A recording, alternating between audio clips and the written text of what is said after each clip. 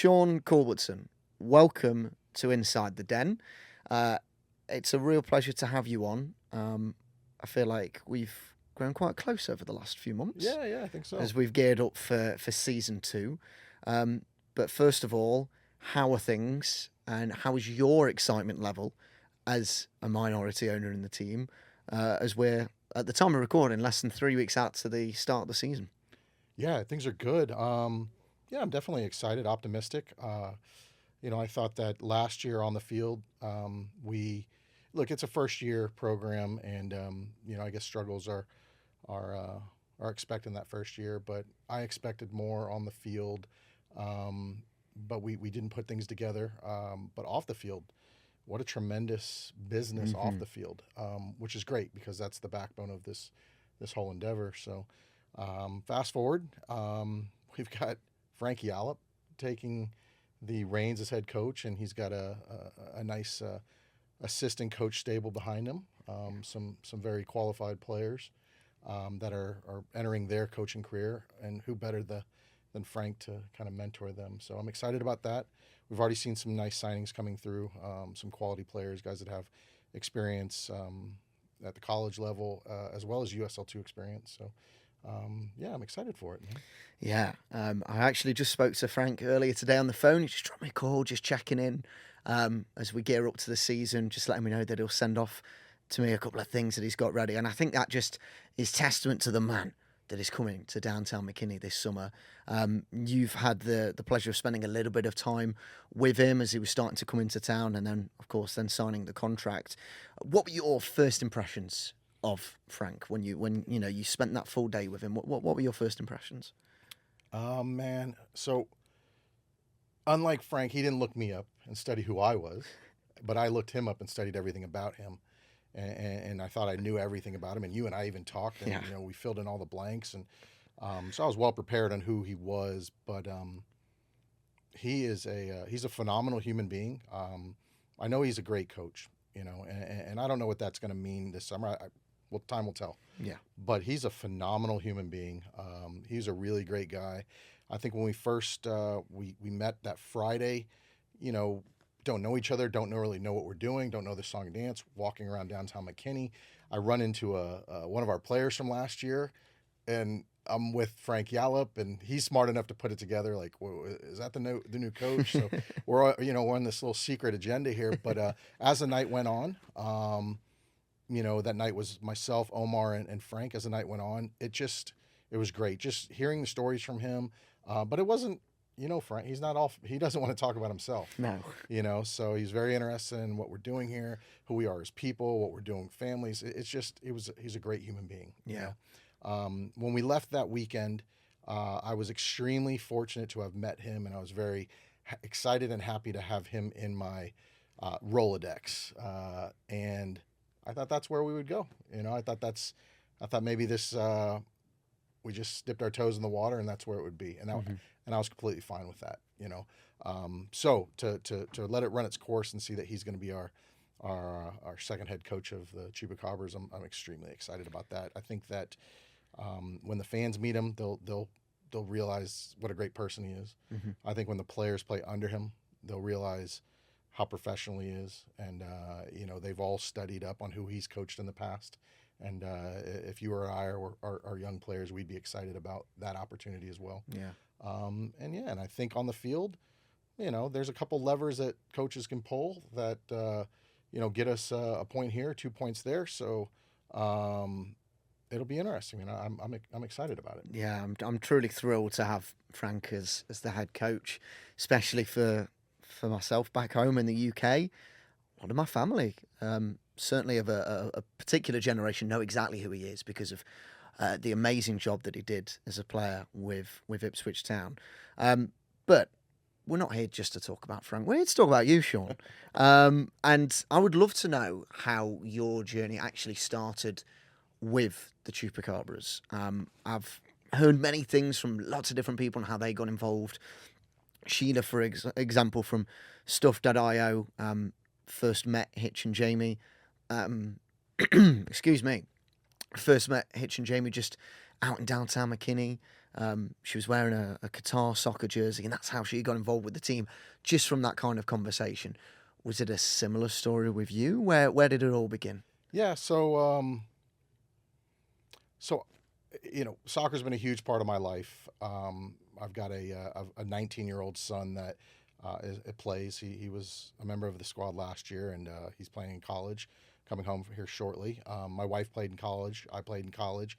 Our daughters didn't play, but soccer's been a huge part. The girls have traveled all over the world to see their brother play, and been all over Texas and the United States to see their brother play.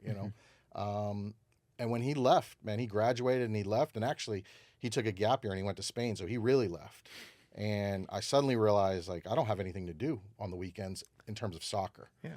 I had already had my oldest daughter out of the house in college, so she wasn't around. My youngest daughter is in theater and dance, and those aren't an everyday practice thing for dad. That's a performance here and there. So soccer was just this void that seemed to be missing. So I wanted to scratch this itch.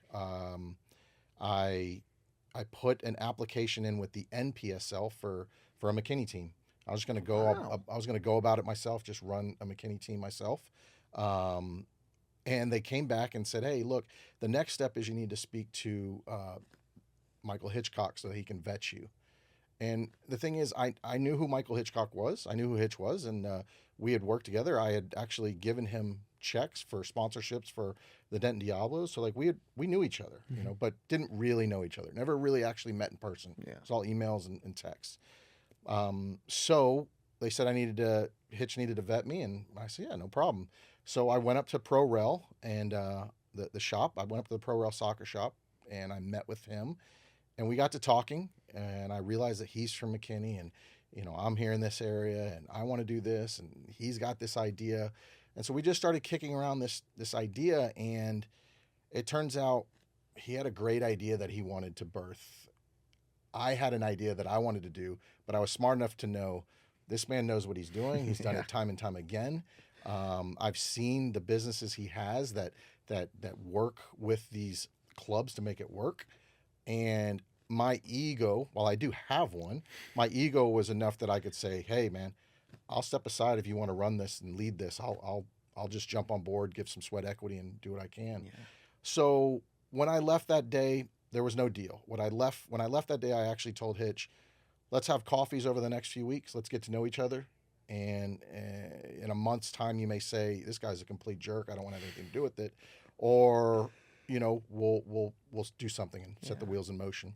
And the latter happened. And so we started running with a McKinney team. It wasn't named the Chupacabras. Yeah. And everyone kind of knows how that came about. And I also was very against that Chupacabras name because I'm very traditional. Me too. I really didn't want the Chupacabra name. I didn't vote for that. I voted, I think, for just McKinney FC. Yeah. Hitch was telling me, look, it's going to be whatever the community votes for. And I run a business too. And I thought, yep, that's exactly what we say.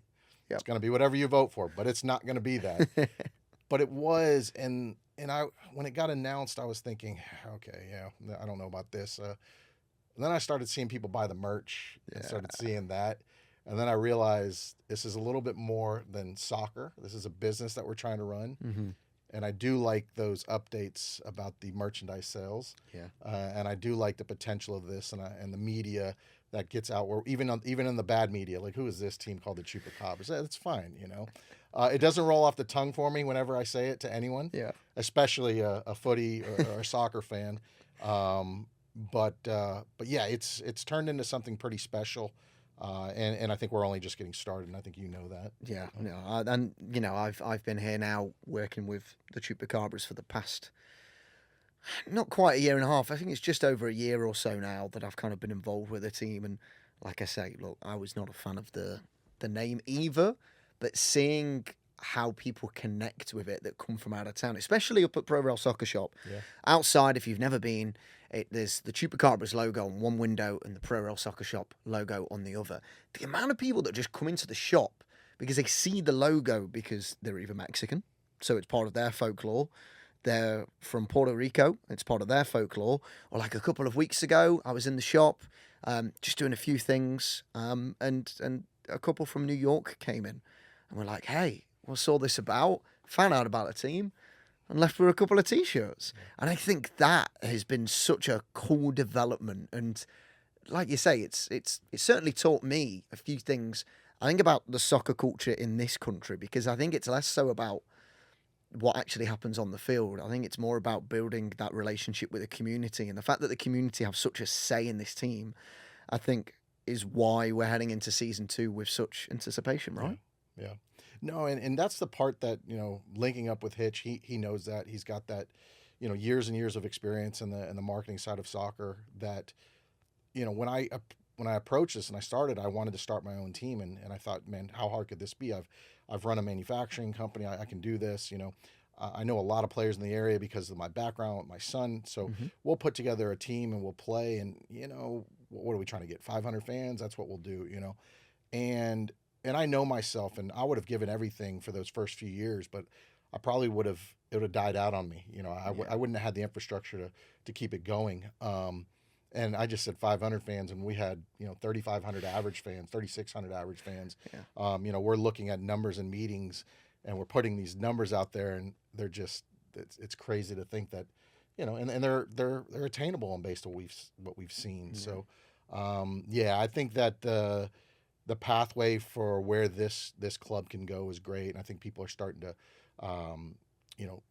see that. Players are definitely thinking, man, I'd like to play in front of 4,000 fans. I mean, how cool would that be? This is a fun environment. Yeah, and the pathway that we're looking at for the next few years, on the podcast that we had with Connor Sides, our business ops manager, he teased the potential of a stadium. Now, I don't want to touch on that too much because it's at the moment just an idea, but I think that's testament to where this team could potentially go. The logos that we have behind us, if you're watching online, we have Visit McKinney, The Body Shop, which is an institution really down here in McKinney, Donut NV, Clario Group.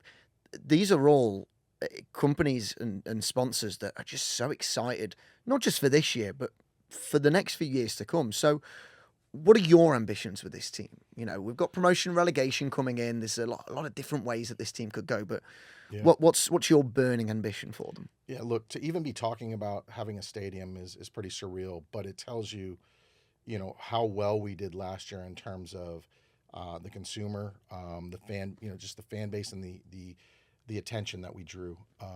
Because there's no reason to even have those conversations if we're doing what I said, putting 500 people in a stadium in the middle of McKinney somewhere. Here we are with real numbers doing real things, and suddenly the idea of a stadium pops up. And the way stadiums are constructed these days make it a feasible dream to have. A modular stadium can go up fairly quickly. The city can have other events. They can host music festivals and different things over there. Maybe a particular brewery or something could set up something over there, and you could have an event space.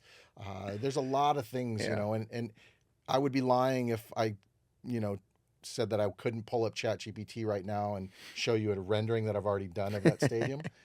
Maybe we all have done a little bit of that, but yeah, it's cool to think about. But then what is the next level, And I always thought, okay, then if you get a stadium, then you got to go pro. But do you? I don't know. If you're putting 5,000 fans in the seats, it doesn't really matter what level you're at. Yeah. The idea of promotion relegation is sexy and it's great. And I think I do want to go that route. But I think you and I have talked over beers before about the promotion is where this thing gets tricky. So the competitive side of you is to put together a squad that promotes.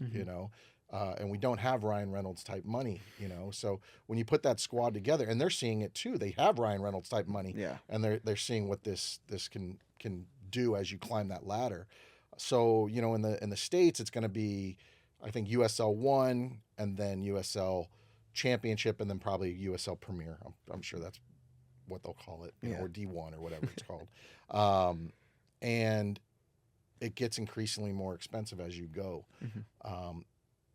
It's a boyhood dream to own a pro club, so it's kind of that torn, Yeah. So there's a lot of things to consider, and I think the casual fan wouldn't know that the club you root for, maybe it's at League One, and you're like, why don't we make the playoffs? Well, maybe you don't make the playoffs because that owner doesn't want to spend that budget, and you're wondering why these certain positional moves have been made, or why is this guy sitting? Well, yeah, because he doesn't want to spend 50 grand on that one trip if they make the playoffs. Yeah, yeah. It's even happened in the UK, more as a rarity, but it has happened in the UK. In fact, this year there's a very minor league team called #United. You probably have heard about them. Yeah. For our fans at home that are tuning in, who probably haven't heard of this team, they started off as a YouTube outfit, then made the step into semi-pro, have risen up the leagues. But they've realised very quickly that the operating costs for them at their current level are far what they can afford at this moment in time. So they've taken a voluntary relegation. They've actually gone down 2 divisions.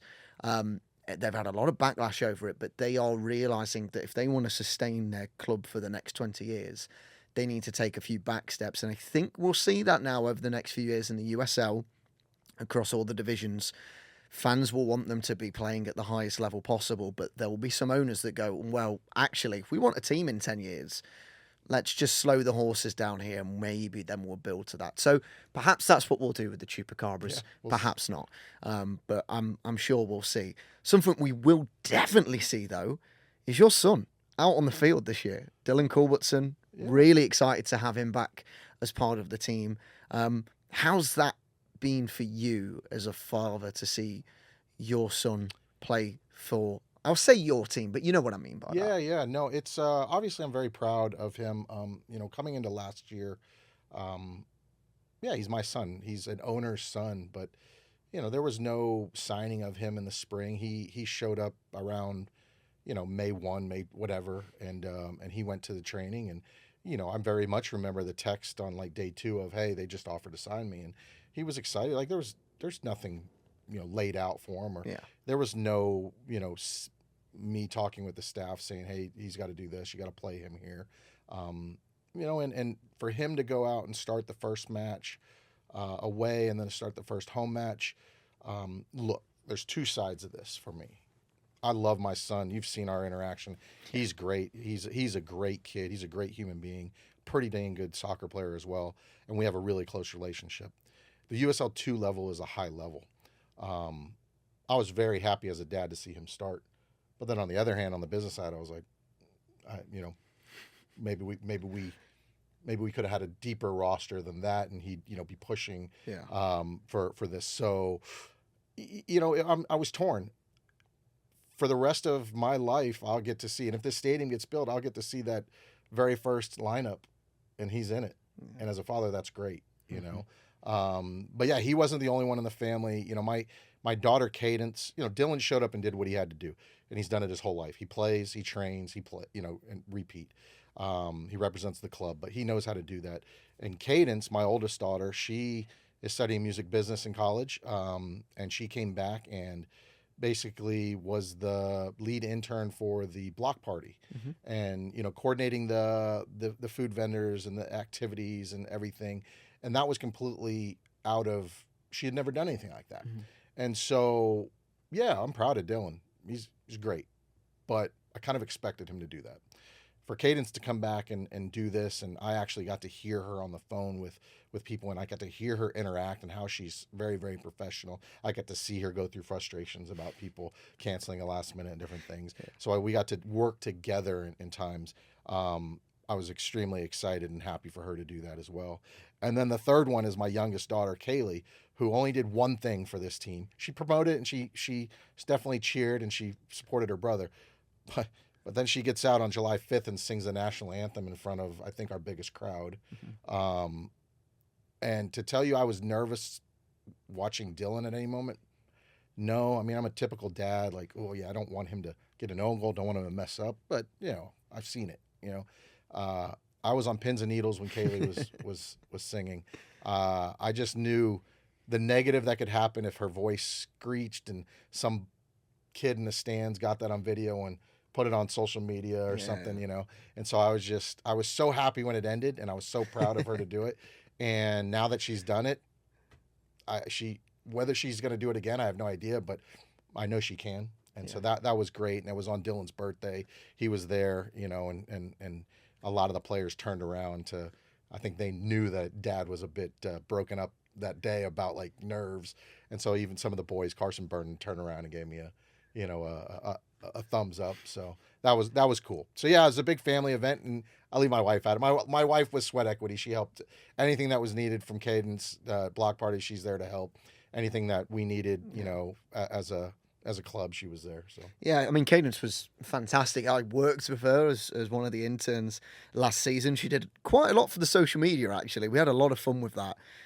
So kudos to her. But it's a real family affair that you guys have, and I think that's really cool. You mentioned right at the top of this podcast that soccer's been such a big thing in your life, and now even as you're going into the next phase of it, the whole family's somewhat involved, and I think that must be pretty nice for you to be able to do all of this, but knowing that you've got your family around you. Yeah, it's actually it's perfect because they're there to support anything soccer-wise that Dylan does, and they're there. But they don't want to go to any of the games, so we only have to buy 2 tickets. So when we went on vacation, we were only buying 2 tickets to go see this match. And it's just Dylan and I. They'd rather go do their thing and shop. So it is actually a perfectly balanced setup with us. But if I text the group today that, hey, Dylan just got invited to go to whatever country next, they would be right there. And that's the way they were when we were young. The girls never once complained because he got to go to he's played in Spain, played in England, played in Brazil, and the girls got to go to a lot of those. Yeah. So it's worked out. Well, just as we wrap up, I kind of just want to touch on season 2 a little bit more. We've kind of outlined the expectations and the hopes for the coming years, but what about this season, both on and off the field? I think on the field, it's pretty clear we want to make a playoff push, and I think that's okay for us to say internally. Yeah. And I know the fans absolutely want a few more wins on the board. I've spoken to a few of the players. They're excited by Frank coming in. But what about kind of off the field? What's the kind of success that you're looking for in a World Cup year as well? The summer of soccer, of course, is about to hit DFW. Off the field? Off the field. Yeah, off the field. Look, the summer of soccer, we're going to be doing watch parties in conjunction with TUPS. Mm-hmm. I think my real focus on growing the brand is via TUPS. Getting those watch parties, thinking outside of the box of what we can do. I was just in Chicago this weekend, and yesterday I was at a brand new bar in Chicago called the Soccer House, and on their menu they had orange slices. Now, you're probably not familiar with this, but any American watching this that played soccer growing up, orange slices were the thing they gave you at halftime. Okay. So you'd play, and some mom would have a bag of oranges, and you get them after the game. It's like an American staple for soccer. And on the menu at this bar were orange slices with tahini on there. Very, very simple. And I sent that over to Hitch. I said, I think we got to implement this into TUPS, And I want to come up with some other ideas that are able to get the kids involved at TUPS, because if we're being honest, we're having a watching party and you've got an 8-year-old boy. That 8-year-old boy could love soccer. Yeah. But he's not going to sit there and watch it if there's other things to be had. Mm-hmm. And I think that we'll have those, whether it's, play toys, drills, whatever. And then, I heard Connor hint at the idea of the pitch. Yeah. I don't talk about that much because I go to sleep every night, fingers crossed, hoping that's going to be a game changer. Yeah. And not just for the World Cup, but for every day going past that, And so if we're able to get that pitch, or when we get that pitch up, it gives the kids another avenue to get tired while mom and dad can watch the matches. Yeah. But I think that my biggest focus is just on how we're going to have those watch parties at TUPS that, yes, helps them, but in conjunction helps us, spread the word of our club. I mentioned to Keith at TUPS, man, let's utilize some of our players to help staff those events, and they can make a little money, and they could, be a part of that. They could see the games still. Yeah. So yeah, I'm excited about that. I think that's my big concentration right now. Yeah. In terms of this team. Yeah, I'm super excited for, as we keep labeling it, the summer of soccer, and I'm super excited for the upcoming season. Shawn, thank you so much for joining me. Thank you everyone at home for joining us here on Inside the Den. If you're watching on YouTube, make sure to subscribe. If you're listening on Spotify or Apple Podcasts, make sure to follow along. But from myself and Shawn, let's thank you and goodbye.